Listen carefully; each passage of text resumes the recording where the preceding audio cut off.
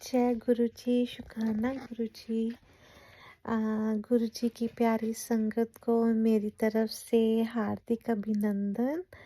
अम, आज हम जिस आंटी का सत्संग शेयर करने जा रहे हैं वो रचना आंटी हैं। उन्होंने अपना सत्संग मुझे ईमेल करके भेजा है। तो संगत जी, उनका सत्संग उन्हीं के अल्फाज में आपको मैं सुनाऊंगी। तो सत्संग शेयर करने से पहले हम मंत्र जाप करेंगे। ओम नमः शिवाय, शिव जी सदा सहाय। ओम नमः शिवाय, गुरु जी सदा सहाय। ओम नमः शिवाय, शिव जी सदा सहाय। ओम नमः शिवाय, गुरु जी सदा सहाय। ओम नमः शिवाय, शिव जी सदा सहाय। ओम नमः शिवाय, गुरु जी सदा सहाय। ओम नमः शिवाय, शिव जी सदा सहाय। ओम नमः शिवाय, गुरु जी सदा सहाय। जय गुरु जी, जय जय गुरु जी, जय जय गुरु जी, जय जय गुरु जी। तो संगत जी, आंटी का सत्संग शेयर करने से पहले आपको बेनती है कि आप सत्संग प्लीज़ शुरू से अंत तक पूरा सुने और पूरी श्रद्धा से सुने। आपके सवालों के जो जवाब होंगे आपको इस सत्संग में मिल जाएंगे।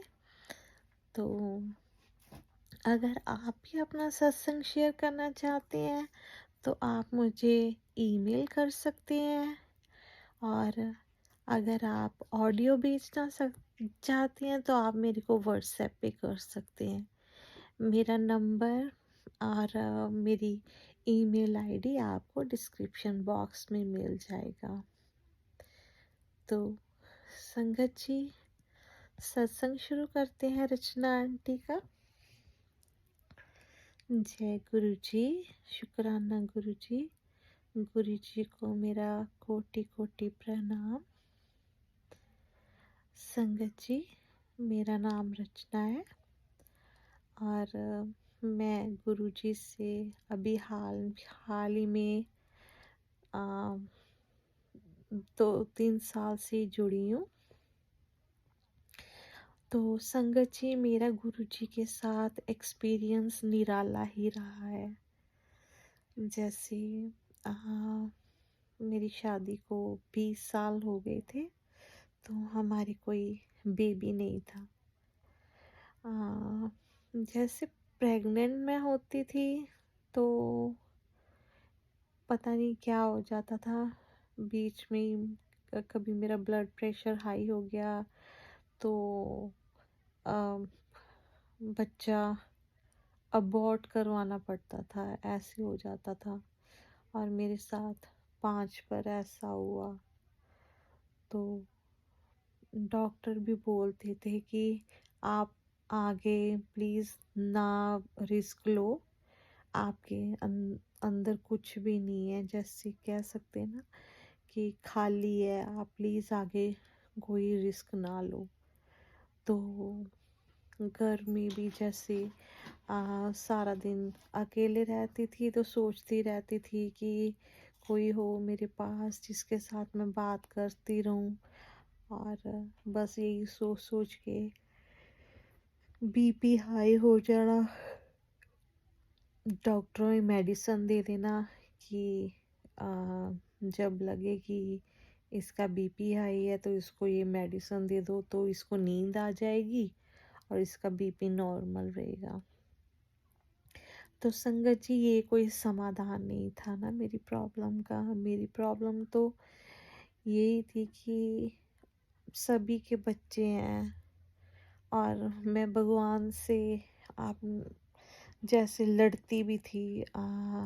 कभी जैसे मंदिर जाना तो बोलती थी कि सभी की मांगे पूरी होती है, तो भगवान मेरी बारी में तुम ऐसे कंजूसी क्यों करते हो, मेरी क्यों नहीं सुनते।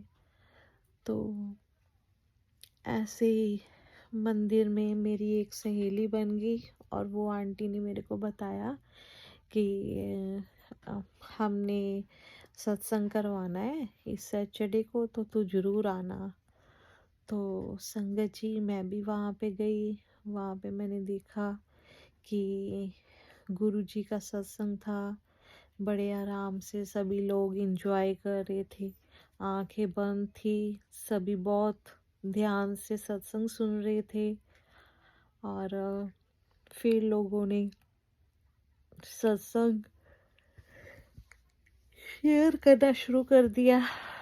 तो उसमें जैसे मुझे लगा कि ये सत्संग मेरे लिए ही है। वहाँ पे किसी आंटी ने कहा कि मेरे कोई बच्चा नहीं था, तो मैंने गुरु जी के मंदिर जाना शुरू किया। और फिर जैसे कृपा होनी शुरू हो गई और मैंने कंसीव कर लिया।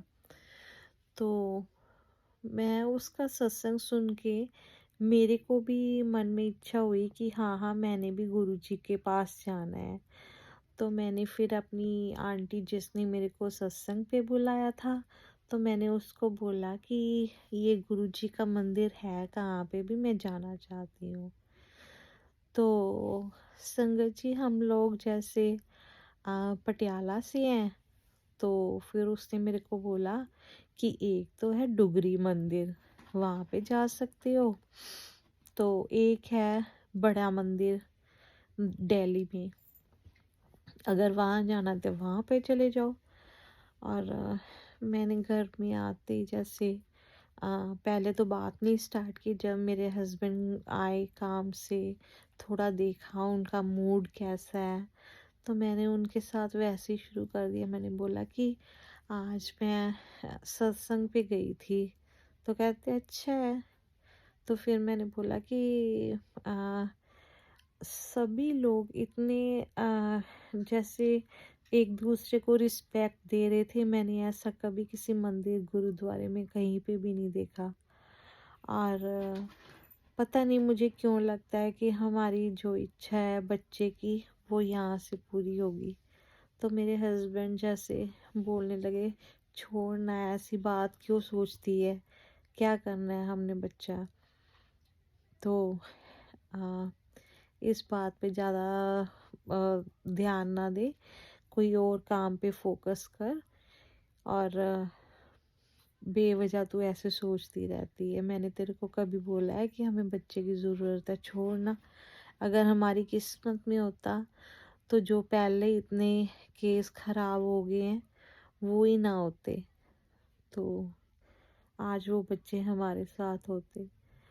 तो फिर मैंने अपनी फ्रेंड को बोला कि मैं जाना तो चाहती हूँ पर मैं कैसे जाऊँ ना। तो उसने बोला कि जाना तो अभी मैंने भी नहीं है, तो ऐसे कर कि यहाँ से मैं तेरे को ना, जब सत्संग होगा वहाँ से मैं तेरे को गुरु जी का स्वरूप ला दूँगी। गुरु जी खुद ही बुला लेंगे बड़े मंदिर में जब तेरी नसीब में होगा। बस कनेक्शन बना के रख गुरु जी के साथ। तो ऐसे ही संगत जी मैंने कनेक्शन बना के रखा गुरु जी के साथ। तो एक दिन क्या हुआ कि जैसे हमारे रिलेटिव्स भी ना, मेरे हस्बैंड की फैमिली में से दूर से कोई थे जो लाइक उनके बेबी होने वाला था। तो वो लेडी जैसे बेबी को बर्थ देके उसकी वहाँ पे डेथ हो गई। तो अभी वो बंदा तो इतना परेशान कि मैं इसको कैसे पालूँगा? मैं अब घर का काम लाइक मैं बेटी को सँभालूँगा या मैं फिर अ, अपना गुज़ारा करूँगा, अपनी फैमिली का गुज़ारा करूँगा। तो फिर पता नहीं मेरे को क्या उस दिन जैसे मैं उसके फ्यूनरल से आई, तो मेरे को बस वही दिमाग में रहा कि हाय इतनी प्यारी बेटी हुई है उसके, तो अब उसका क्या बनेगा? फादर उसका वो जैसे उसको ये है कि इसके आते ही मेरी वाइफ की जैसे डेथ हो गई, ये लड़की मनहूस है हमारे लिए। तो वो ऐसे ही बातें ना दिमाग में चलती रही। तो पता नहीं संगत जी, मैंने जैसे जब मेरी आँख लगी तो मेरे को ना गुरुजी का स्वरूप नज़र आया, और गुरुजी मेरे को ऐसे लगा, गुरुजी ने कहा ये तेरी तेरी ही संतान है, इसका ध्यान तू ही रखेगी। तो एकदम मैं जैसे ना चौंक के उठी, तो मैंने देखा कि मेरे को ऐसे क्यों लगा कि गुरुजी थे वहाँ पे। तो मेरे को वो जैसे फूलों की खुशबू सी आई। तो फिर मैं सो गई, और फिर मैंने अपने हस्बैंड को सुबह बताया कि मेरे को ऐसे गुरुजी का आया था ड्रीम, तो उसमें गुरुजी ने कहा कि ये तेरी ही बेटी है। तो फिर संगत जी क्या हुआ, जब आफ्टर 13 डेज हम उनके घर फिर गए, तो बातों ही बातों में जैसे हमने पूछा कि अब इसका क्या करना है, बच्ची का, बच्ची बहुत छोटी है ना, तो आप कैसे संभालोगे? तो उन्होंने सामने से ही हमें ऑफर कर दिया, कहते कि आप ले लो, आपके कौन सा कोई बच्चा है, तो आप इसको ले लो, और मैं कभी भी नहीं इसको बोलूँगा कि आ, मैं तेरा बाप हूँ। तो संगत जी, हमने कहा ऐसी तो कोई बात नहीं है कि आप ऐसे नहीं बता सकते, पर हाँ हम इंटरेस्टेड हैं इसको गोद लेने में। तो फिर जो फॉर्मेलिटीज़ थी गुरुजी के आशीर्वाद से जल्दी जल्दी पूरी हो गई, और उस लड़की को मैंने अडॉप्ट कर लिया, और उसका नाम मैंने पवन रखा, पवन ज्योत, जिसने हमारे घर में ज्योत जगा दी। और अभी वो आ, बस उसी के साथ मेरा सारा दिन टाइम पास होता रहता है। कभी उसका कुछ कर दो, कभी डायपर चेंज कर दो, और सारा दिन उसी के साथ लगी रहती हूँ। और मेरा बीपी वगैरह कोई इशू नहीं है। मैं गुरुजी का अनंतम अनंतम शुक्राना करती हूँ कि उन्होंने मेरी खाली झोली भर दी, मुझे इतनी प्यारी गुड़िया दी कि मैं बता नहीं सकती कि वो देवी का रूप है संगत जी। बहुत ज़्यादा गुरुजी ने कृपा की है, और हम इसको बड़े मंदिर में भी लेके गए, और वहाँ से हमने जल का वो बॉटल होती है जल प्रसाद की, वो भी घर पे लेके आए। और जब भी मेरे को लगता है कुछ थोड़ा सा उदास होती हूँ, तो मैं मंत्र जाप करती हूँ। और मैंने अपने मंत्र जाप की हमेशा, जैसे कभी भी लगता है कि दुख में हूँ, तो मैं अपना मंत्र जाप ज़्यादा करती हूँ कि ये प्रॉब्लम जल्दी सॉल्व हो जाए। तो बस मेरा सत्संग यही था कि गुरुजी पे विश्वास रखो, गुरुजी सबकी सुनते हैं, गुरुजी से मांगो नहीं, उनको मानो। अगर उन्होंने आपकी कलाई थाम ली है तो वो कभी आपको नहीं छोड़ेंगे, आपकी नैया पार लगाएंगे। जय गुरु जी, शुक्राना गुरु जी, अनंतम अनंतम शुक्राना गुरु जी। तो संगत जी, ये था रचना आंटी का सत्संग। तो आप भी अपना सत्संग शेयर करें, और मेरे को भेजें, ईमेल करें या व्हाट्सएप पे अपनी ऑडियो भेजें। तो आज मंत्र जाप के साथ यहीं पे ख़त्म करते हैं। मंत्र जाप करते हैं आप भी संगत जी। जब मैं मंत्र जाप करती हूँ आप भी साथ में किया करो।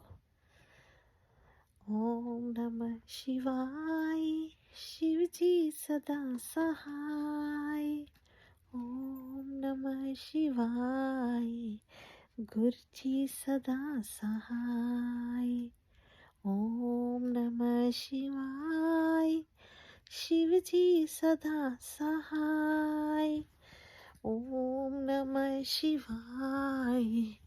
गुरु जी सदा सहाय। ओम नमः शिवाय। शिव जी सदा सहाय। ओम नमः शिवाय। गुरु जी सदा सहाय। जय गुरु जी। शुक्राना गुरु जी। अनंतम अनंतम शुक्राना।